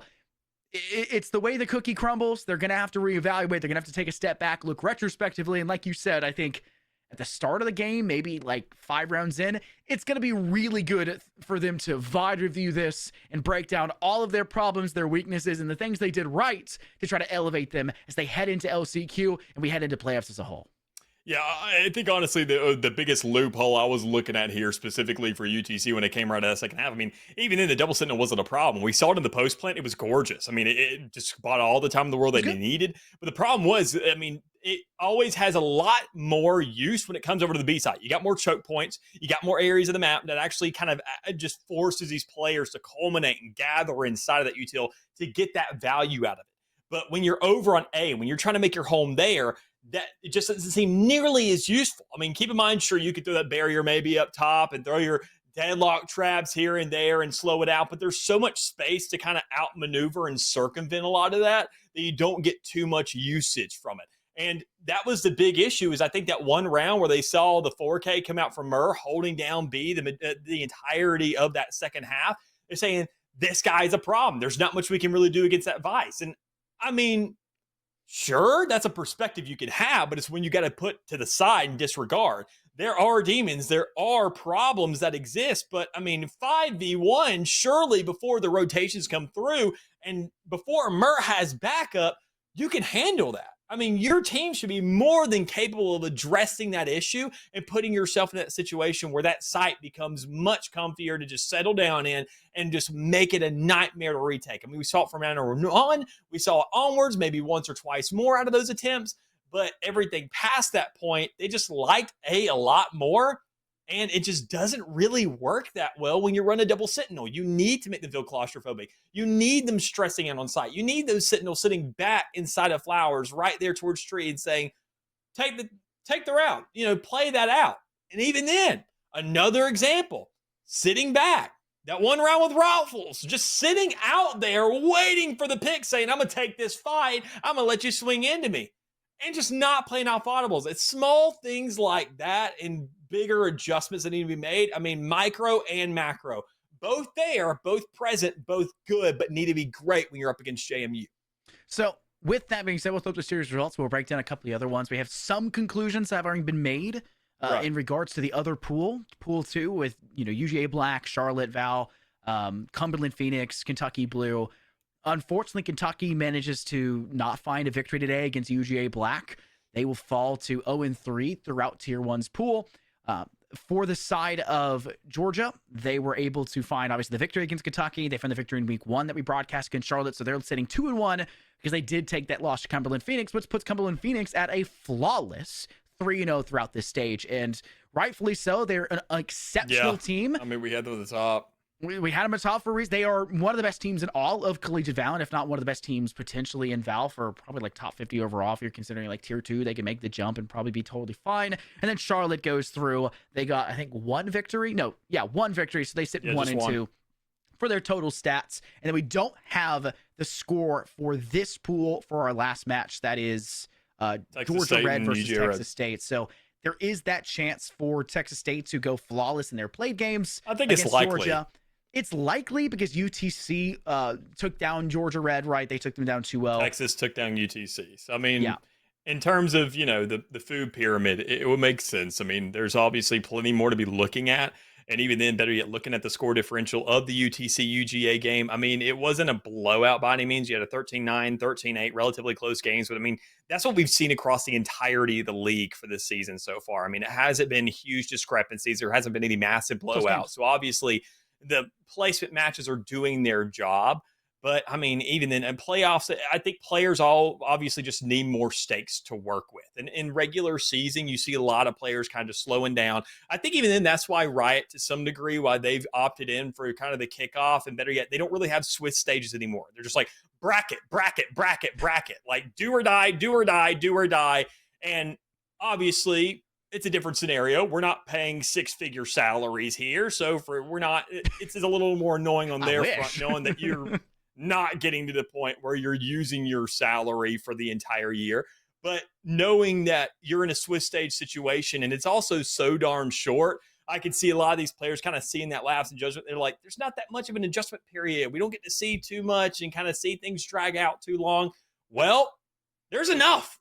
I mean, that's all there is to work with. And it's got to be enough. I mean, even then, at least just look at earlier rounds, figure out how those play out, and have those adjustments on hand, because we saw it on Vine, as I mentioned earlier. We didn't see any of UTC really on that attacking side, but JMU still looked like they were ready for it. For conversion for tier 2, because we only did one broadcast, I think, for tier 2 out there. So we're gonna get a couple more of those tier 2 teams throughout LCQ. And only 3 weeks. I mean, there's only so much we can do. There's only so much we could do. We had to take the gamble. This was too tantalizing a morsel in front of us, Dallas, to kind of ignore. One game we really did want to see was going to end up being the Georgia Tech game, but unfortunately didn't really get to see them at all. I think a lot of theirs was forfeits. UCF Knights Rising, they got 2 forfeits out of their 3 games. So they're undefeated in Pool 2. UAH ended up getting a forfeit today against the Academy team for UCF. They go undefeated. Down for Pool 3, Georgia Tech did, in fact, get through everybody. They faced Kentucky. I think they confirmed that victory was on Monday or Tuesday. I think I got the DM from them saying that they got that game done. Right. They go through undefeated. That was a pretty tough pool with LA Tech. LA Tech gets through theirs. The only loss they had, obviously, was in week 1 against Georgia Tech, but they're a really solid team, and that just kind of shows how far Georgia Tech is. I'm really excited to see Georgia Tech face some of these tier 1 teams, Dallas. That is, we've been kind of teasing and dangling like the keys, or and keep everyone like occupied and tantalizing information. We've been teasing like these big teams like UAH and Georgia Tech have come in this season and kind of shown what they can do. And we're wanting to have them play these tier 1 teams because we're limited by only having 8 options. And some teams, we're going to say it's just the limitation of how play-ins work, kind of get blessed with who they're put up against. There's only so much you can do on weighted results for prior matches. So some teams kind of got through that maybe you wouldn't expect to, like maybe UGA Red. Kentucky had a really good spree through. They didn't have the best of luck, obviously, going 0-3, but I mean, they're a good team. They probably would win most, if not all, their games in tier 2, depending on the bracket they get put into. But there are some really good tier 2 teams that are going to put a lot of tough competition against you. So if you struggle against these tier 1 teams, there's no breathing room going on. You're going to struggle just as much, if not more, like I with my words, against these tier 2 teams that are topping those brackets. So keep your eyes out, because when LAN comes rolling around, they have a chance to buy into it if they take a big victory and they continue to get these points, the way our point system works. And I would love to see a Georgia Tech that gets like to the semifinal, gets knocked out, and they roll into the finals in the land, and they just take house and they play and elevate themselves. There's a lot of teams and programs that really want to be able to highlight themselves and take that shine, and even take the success they get this semester, even if it's not much, and use it as a growing point to go on, because we've been so blessed with how many programs and how many universities have joined the SEL this semester, Dallas. Yeah, I think honestly, I mean, talking about LAN, looking in forward pictures and things like that, I mean, talking about how close the tier 2 is. I mean, obviously, you look at previous seasons, we got teams that were literally tier 1 just a couple weeks ago, literally in the last season, in the situation where they're now in tier 2. I mean, just because there wasn't enough slots there. So, I mean, even then, if you asked me, I would say if we doubled the size it would be essentially the same exact bracket. Unfortunately, there are some teams that are kind of leaning towards that tier 3, tier 2 bottom echelon there. We still have a good competition. I think we have a tier 3 playoff too, I believe. Right. I mean, there are opportunities out there, but I mean, considering the tier 2, I feel like honestly that's the proving grounds of anything. Because tier 1 has a bit of a luxury being in tier 1, having that leg up initially, but tier 2, these are the guys that, if anything, they are ticked off because they're saying we deserve these spots. You know, we are the better team, but you know, because of just one singular map, we got regulated, we got demoted down, but still having that potential, still having that possibility. I mean, you talked about obviously Georgia Tech specifically. I'm looking at UCF. Yes. I'm looking at, I mean, LA Tech kind of obviously one game. Legacy roster. 2 of them. Right. And even then, I mean, UCF Rising, though, in Pool 2 of Tier 2, they went flawless through their thing. Converse Gold, another team that we've seen come through and obviously has a lot of backing as a program and looks extremely impressive when you really put that stressor element on them, like a playoff bracket per se. And even then, obviously, Charlotte Esports, not the best looking team when it comes around to Swiss stage. That is something we have seen historically, but in playoffs, that squad, that team, that program has always created the most entertaining matches we have witnessed in the SEL. So, I mean, there's still a lot up in the air, and I'm excited to see whether or not playoff and actually putting in a bracket, it's a bit of a slap in the face and a wake up to say, things are getting real now. Yeah, what was the other team I was thinking? It was Oklahoma was one I needed to check for real fast to see where they are. They got through GMUB, they got through FSU Val Garnet. They had a game against George Mason themselves. Unfortunately, they took the loss against GMU, so they don't go flawless, but I mean, it's going to have to happen to somebody. I think that bracket was one of the more interesting ones with Val Garnet, with Oklahoma, with GMU. I thought there was a lot of potential for it, but the one that I think is really slept on, Dallas, was Pool 6, because we kind of got... I would say the short end of the stick. We did the same thing. Me and TJ did the same thing during our actual hat pulling, where it came to most of the B and C teams. I think is that we're all just getting stacked in Pool 6. JMU, James Madison, B and C are there. Yep, in there you had Bama, who's like not been a major program contender, right, for Valorant, but has a program. And then you had Niners main team. So they were just a team that got put, a shark that got put in a pool with a bunch of goldfish, it seemed like. But they have a candidate. Maybe JMUB can turn up the heat a little bit and kind of shut things down. They did tear through Bama, though, and Bama beat JMUB. So who's to know? But that's another team. That's another program that we very much so think can be up at the top of tier 2 and into the edges of tier 1. But time will tell. We're entering into our LCQs and our playoffs coming here shortly. So make sure you keep your eye on the Discord. Make sure you keep an eye on where you are inside of League OS. This has been Infernosis and Mick, aka Dallas. That's the other side here. It's backwards for me. Okay, Dallas, joining you in here in the booth. Thank you very much, Shaka, in our production side. Thank you very much, Sarah, for subbing in for map 1 for observing. And thank you very much, Bolvie, for making it in for map 2 as usual as our main observer. And we will see you guys coming to next week with more Rocket League and Valorant action.